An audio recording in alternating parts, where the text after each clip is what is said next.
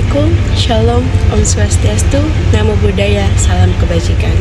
Perkenalkan, kami dari kelompok 3 yang terdiri dari Windu Virgawan, Devi Novitasari, Eni Sartawati, dan Muhammad Lutfi.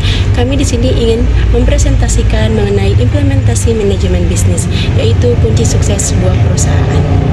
Pengertian manajemen bisnis itu sendiri yaitu manajemen bisnis adalah proses perencanaan, pengorganisasian, pengendalian, dan pengkoordinasian sumber daya perusahaan untuk mencapai tujuan dan keberhasilan jangka panjang.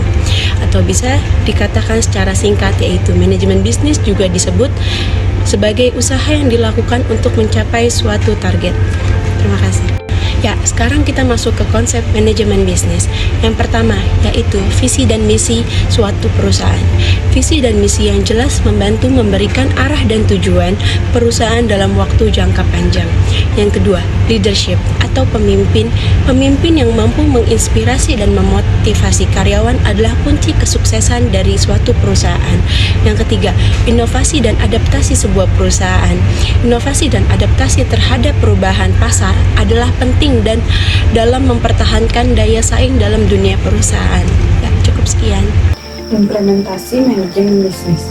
Implementasi manajemen bisnis adalah proses penerapan strategi bisnis yang telah dirancang ke dalam tindakan nyata ke dalam organisasi.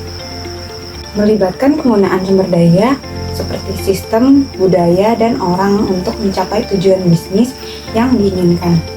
Implementasi manajemen bisnis membutuhkan analisis lingkungan eksternal dan internal. Analisis SWOT dan PESTEL membantu dalam memahami posisi perusahaan dan potensi pasar. Analisis SWOT membantu perusahaan untuk mengidentifikasi kekuatan, kelemahan, peluang, dan ancaman yang ada dalam lingkungan internal. Analisis SWOT membantu perusahaan untuk mengidentifikasi kekuatan, kelemahan, peluang, dan ancaman yang ada dalam lingkungan internal dan eksternal perusahaan. Sedangkan PESTEL membantu perusahaan untuk memahami faktor-faktor eksternal yang dapat mempengaruhi bisnis di masa sekarang dan di masa depan.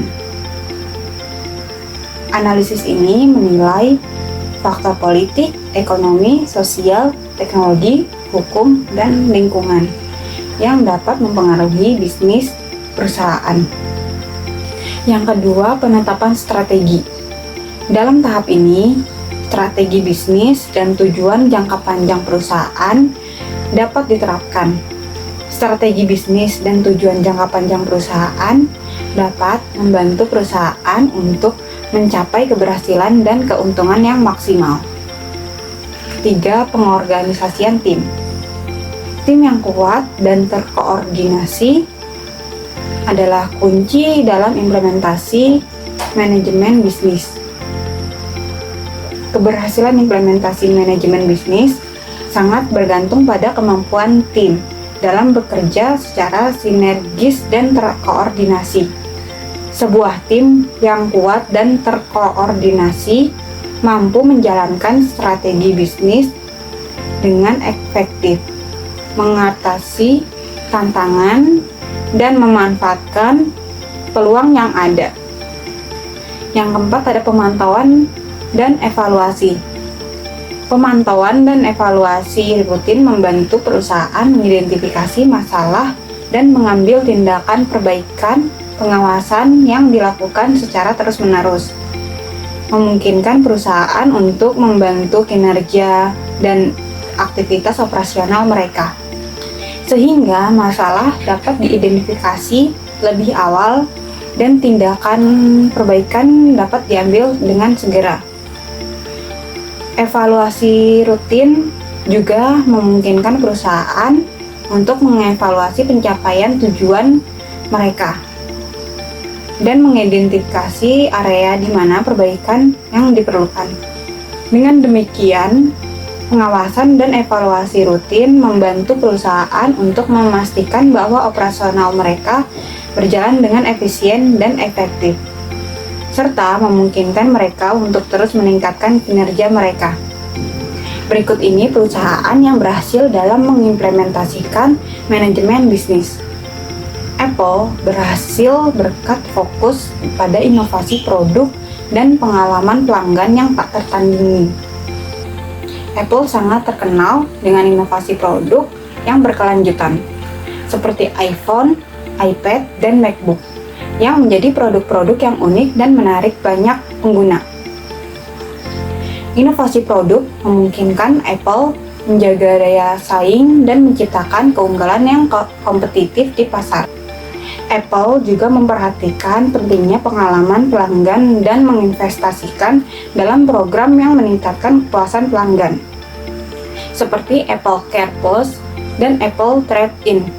Program ini membantu menjaga pelanggan dan memajukan mereka untuk berbelanja lebih banyak di masa depan. Yang kedua, ada Amazon. Amazon menjadi sukses dengan strategi pengiriman yang efisien dan fokus pada kepuasan pelanggan. Berkat fokus pada strategi pengiriman yang efisien dan fokus pada kepuasan pelanggan, strategi pengiriman yang efisien memungkinkan Amazon untuk memberikan pengalaman pengiriman yang cepat dan andal kepada para pelanggannya. Selain itu, fokus pada kepuasan pelanggan memungkinkan Amazon untuk memahami kebutuhan pelanggan dan memberikan layanan yang memenuhi atau melebihi harapan para pelanggannya. Dengan demikian, kombinasi dari strategi pengiriman yang efisien dan fokus pada kepuasan pelanggan telah membantu Amazon mempertahankan daya saingnya dalam industri e-commerce yang sangat kompetitif. Yang ketiga, ada Starbucks. Berkat kualitas produk yang konsisten dan brand experience yang kuat, Starbucks menjadi salah satu perusahaan kopi yang terkemuka di dunia. Yaitu, Starbucks telah berhasil membangun reputasi yang kuat melalui kombinasi kualitas produk yang konsisten dan pengalaman merek yang kuat bagi pelanggan. Kualitas produk yang konsisten, seperti kopi yang berkualitas tinggi, telah membantu Starbucks mempertahankan kepuasan pelanggan. Sementara brand experience yang kuat, seperti suasana toko yang nyaman dan pelayanan yang ramah, telah menciptakan ikatan emosional dengan pelanggan. Dengan demikian, kombinasi dari kualitas produk yang konsisten dan brand experience yang kuat telah membantu Starbucks dalam membangun citra merek yang kuat dan menjadi salah satu perusahaan kopi terkemuka di dunia. Perusahaan dinilai gagal. 1. Kodak. Kodak adalah kamera dialog. Diketahui Kodak menjadi perusahaan pertama menemukan kamera digital. Kamera Kodak pertama kali ditemukan oleh George Eastman dan mulai dipasarkan pada tahun 1888. Pasalnya, konsumen hanya perlu membeli roll film untuk dipasang di kamera dan memotret. Setelah itu, pencucian dan percetakan dilakukan oleh Kodak. Saat itu, Kodak sebenarnya punya pesaing berat, yaitu Fujifilm, perusahaan kamera asal Jepang. Meski Fujifilm dibanderol dengan harga lebih murah, nyatanya mayoritas Amerika Serikat lebih menyukai Kodak. Kenapa Kodak mengalami kegagalan? Setelah puluhan tahun menguasai pasar fotografi, kenyataan pahit harus dialami Kodak. Perusahaan dinyatakan bangkrut pada tahun 2012. Banyak yang menilai bahwa keterpurukan yang dialami Kodak karena kalah saing dengan kamera digital yang saat itu semakin banyak ditemukan di pasaran. 2. Blockbuster. Blockbuster adalah penyedia layanan persewaan film dan video game rumahan yang berbasis di Amerika. Perusahaan ini didirikan pada tahun 1985 dan berkantor pusat di Dallas, Texas. Alasan Blockbuster mengalami kegagalan yaitu merusak kepuasan pelanggan. Pendapatan Blockbuster terutama didasarkan pada biaya keterlambatan, sebuah model yang menghukum pelanggan karena menyimpan kaset VHS mereka terlalu lama. Karena sumber pendapatan utama Blockbuster adalah dari menghukum pelanggannya. Strategi ini tidak bertahan lama. Dengan kondisi pasar yang berubah, permintaan streaming online meningkat di kalangan konsumen pada akhir tahun 2000-an. Faktor lain dalam kehancuran perusahaan ini adalah kesalahan visual yang dilakukan Blockbuster dengan menolak perjanjian dengan Netflix. Setelah tawaran Netflix ditolak oleh Blockbuster pada tahun 2006, Netflix memiliki 6 juta pelanggan dalam beberapa tahun. Netflix membangun basis kliennya yang ramah lingkungan dan berkembang, dan akibatnya kegagalan Blockbuster dimulai. Blockbuster mengalami awal kehancuran pada tahun 2004 ketika Viacom menjual sebagian besar sahamnya di bisnis persewaan video. 3. Nokia menjadi contoh bagaimana pentingnya perusahaan teknologi menyesuaikan perkembangan zaman. Dari pabrik ponsel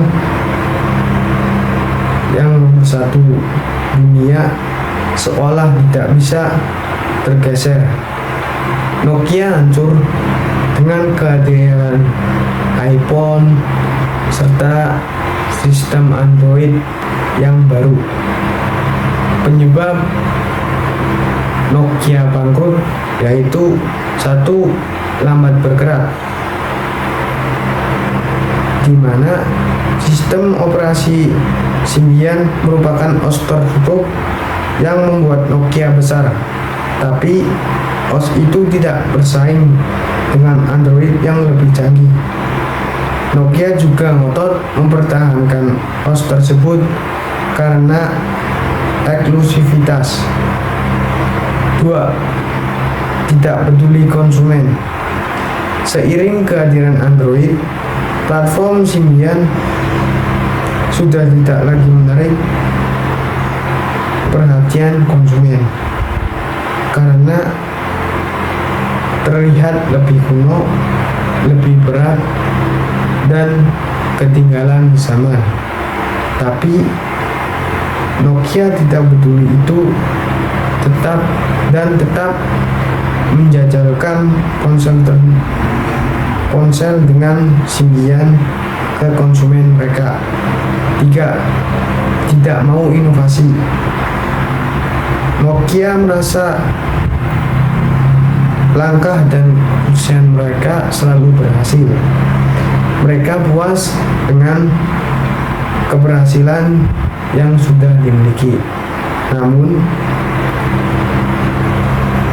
gagal dalam merencanakan perkembangan selanjutnya karena mereka tidak mau berinovasi dan menyambut platform baru.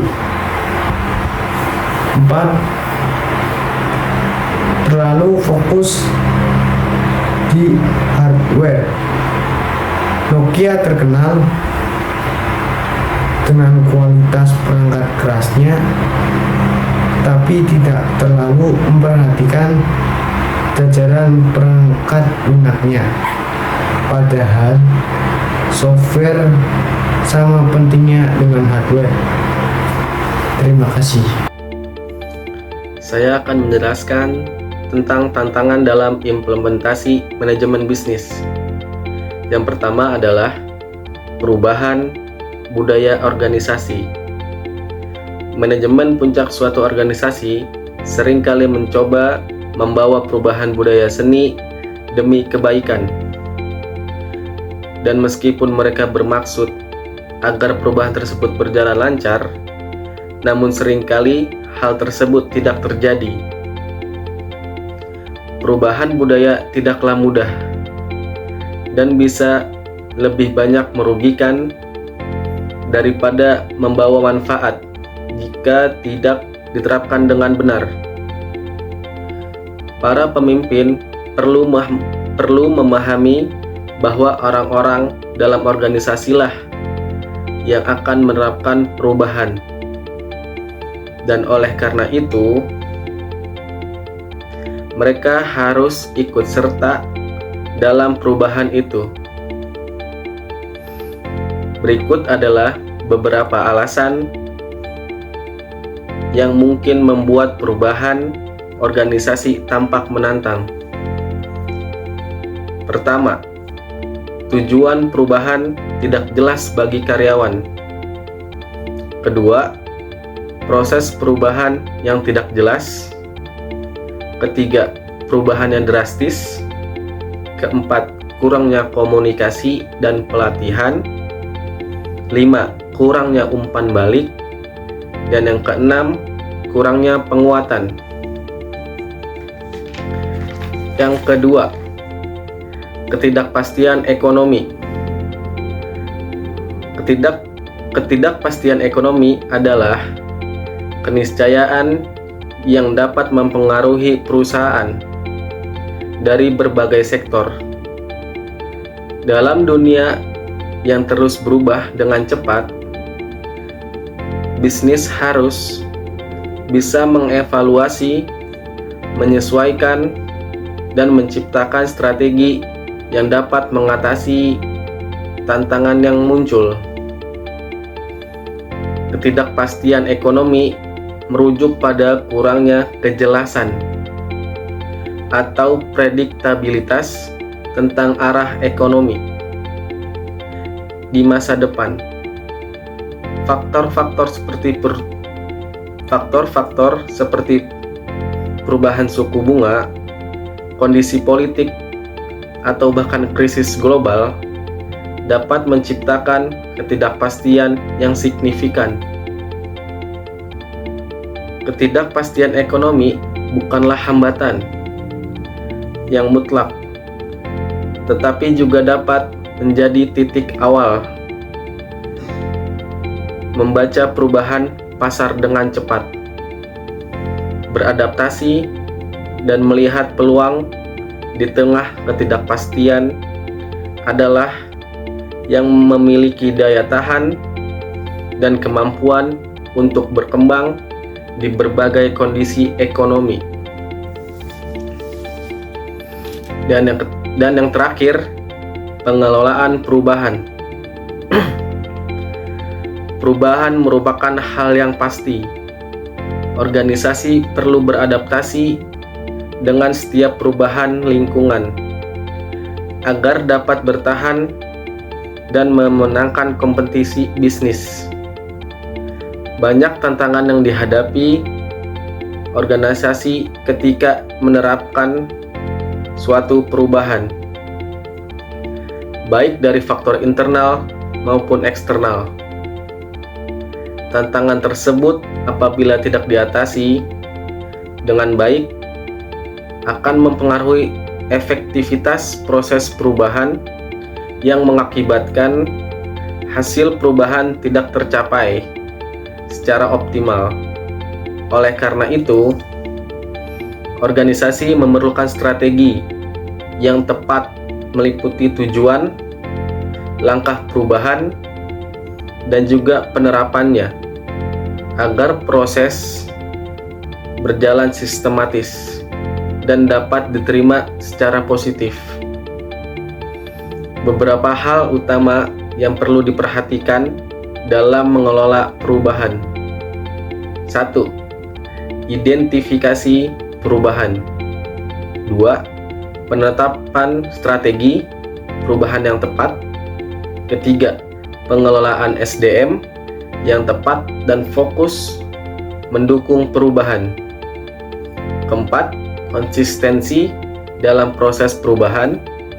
Dan yang kelima, pemimpin perubahan yang kuat. Terima kasih.